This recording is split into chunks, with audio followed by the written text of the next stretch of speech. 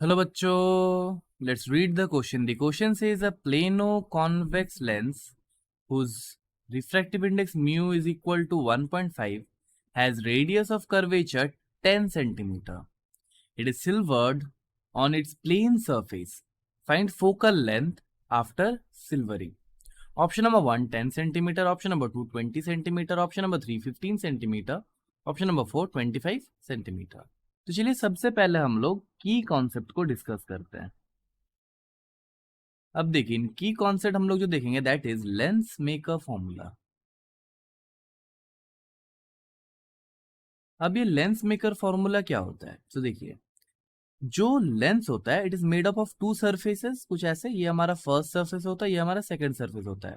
हम लोग मान लेते हैं कि फर्स्ट सरफेस का रेडियस ऑफ कर्वेचर है R1 और सेकंड सरफेस का रेडियस ऑफ कर्वेचर है R2. So what will be the focal length of this lens? The focal length is given by 1 by f is equal to mu minus 1 into 1 by r1 minus 1 by r2. So this is the lens maker formula. अब देखिए question में हमसे कहा जा रहा है we have a plano convex lens. तो एक साइड क्या होगा? कॉन्वेक्स होगा और एक साइड क्या होगा? प्लेन होगा। And it is silvered on the plane surface. तो प्लेन सरफेस पे ऐसे सिल्वरिंग किया जा रहा है।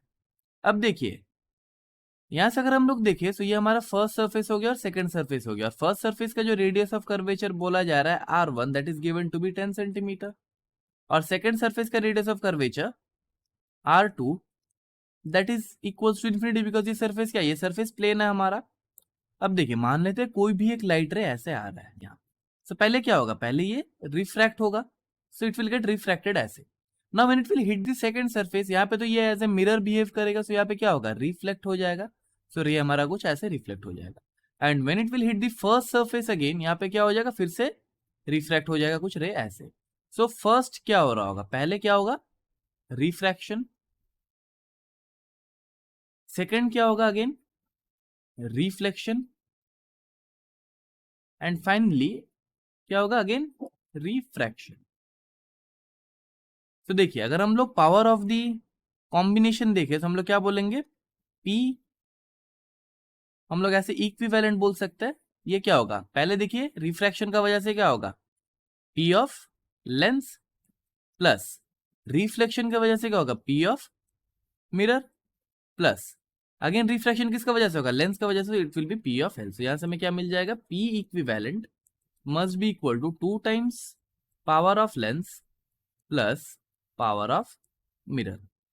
अब देखिए according to the lens maker formula हमें क्या मिला था?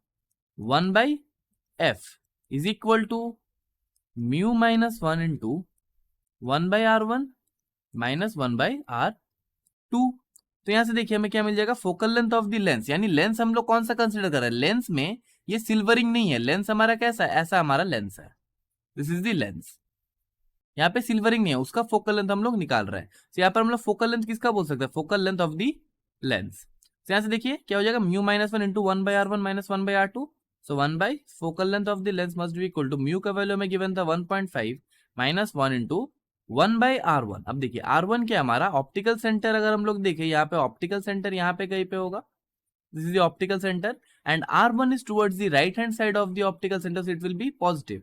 सो यह क्या हो जाएगा? 1 बाई 10 और यहां से क्या हो जाएगा? Minus 1 by R2। अब देखिए R2 क्या? R2 हमारा towards the left hand side और लेफ्ट हैंड साइड क्या होता है? नेगेटिव होता है। सो it will B minus of infinity, जो कि आंसर को इफेक्ट नहीं करेगा बिकॉज 1 बाई इन्फिनिटी क्या हो जाएगा? 0 हो जाएगा।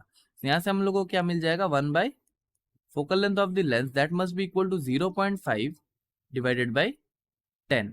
तो यहां से हम लोग क्या बोल सकते हैं कि 1 by focal length of the lens that must be equal to 0.05 centimetre inverse.